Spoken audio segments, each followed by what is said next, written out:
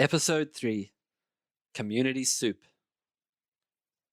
At Londolozi Game Reserve, where I live in South Africa, everyone in our village relies on running world-class photographic safaris in the wild for their livelihood. Every day, the tracking team, who are responsible for going out to track down animals, have shown me the power of community soup. Milton Corsa is a quiet Shangaan animal tracker who works at Londolozi Game Reserve. He is reserved and deeply committed to his faith. Milton is well renowned for having an almost preternatural eyesight. His ability to spot animals is renowned through the tracking team. I will tell you that I was once with Milton out on safari when he spotted, excuse the pun, a leopard lying high in the shaded branches of a marula tree at about 1,000 meters. He turned and extremely calmly asked the guest on the back of the safari truck, "Is anybody interested in seeing a leopard today?" The guests all freaked out with excitement. And then we drove for what felt like forever as Milton directed us across the savannah to the tree where we squinted up into the high branches as Milton said, "There." He was pointing at a leopard that was so well camouflaged it was difficult enough to see from up close.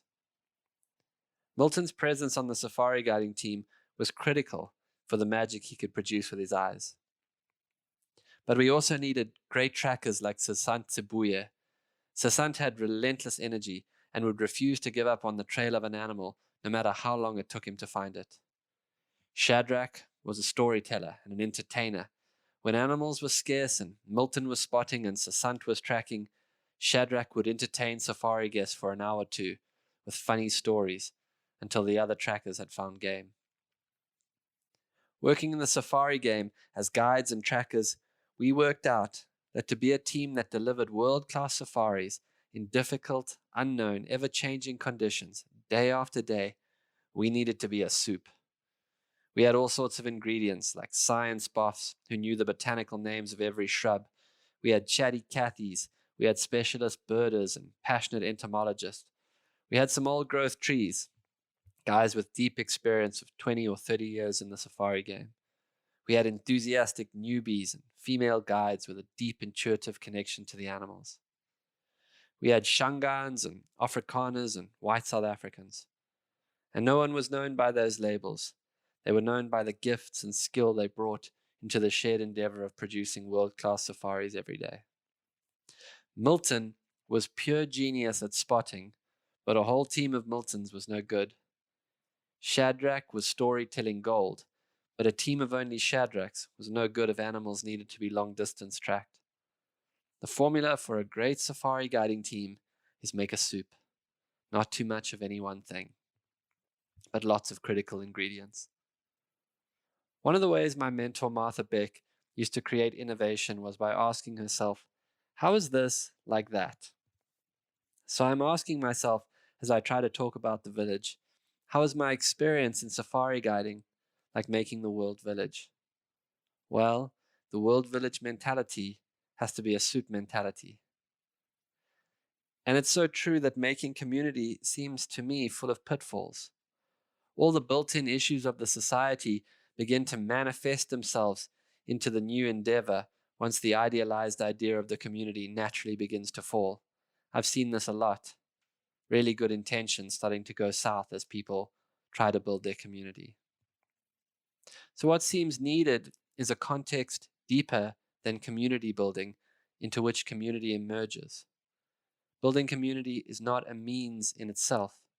Community should be a result of a focused, shared desire to serve an outcome. The community should measure itself against those outcomes so as to avoid endless talk about how the community should be run. In my world, this context has been ceremony. People come to ceremony if they feel called, and ceremonies emerge everywhere in many different contexts, anything from AA to church to ayahuasca to the deeply sacred ways of Native people. Ceremony is human-making and humane-making. In ceremony, people share themselves, they speak, they listen, they witness each other. There is a natural humanity when we are vulnerable and fierce and angry and soft and honest. Some people bring in sacred plants as teachers to connect them to nature. But most importantly, the pretense drops. No one is trying to make a community, but one is forming. In ceremony, I have watched people discover their gifts. A mother whose children had long left home found she could hold those who were never held as children with relentless compassion. A former CEO who had retired could be a wise guide to the young professionals in the group. A labradoodle playfully jumped on people in the circle anytime things got too serious. People learned to let themselves be, and that was the magic. That allowing is what the soup emerged out of. One guy I once worked with found that in a medicine ceremony, if someone was freaking out, he could sit near them, and his presence would pull them down to grounded safety. Every person had an opportunity to discover their gifts. Now, I should say I'm not making commentary on the issues of society and diversity. I find in some way the remedies to our cultural trauma and patterning are contingent to that trauma. The reaction to the trauma is an inbuilt part of that same trauma pattern. So the village seems to need to be more focused on quiet abandonment of systems rather than revolution against them. And I should say here that we should expand our anthrocentric definitions of the soup to many other beings. I mean, I really don't think you can have too many golden retrievers in a village soup, or trees, or a well-known spring that is witnessed in its gifts. And you might stir in the gratitude of starlit nights and how it costs nothing to learn to sing together. Bring in all ages and stop being afraid of touching each other. On the safari guiding team, we were pulled into a deeper community. Lions and leopards and crusty old buffalo bulls were who we worked with each day. They really made the magic. The diversity of the wild was the soup that we were a great part of.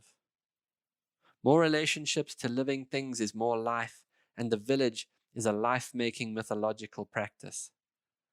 The soup shouldn't spend hours debating with itself on how to be a good soup. The soup should be focused on feeding the people. Now, if you followed all of those threads, you're a better tracker than me. This is Road Dog from a hillside in California. Find the others.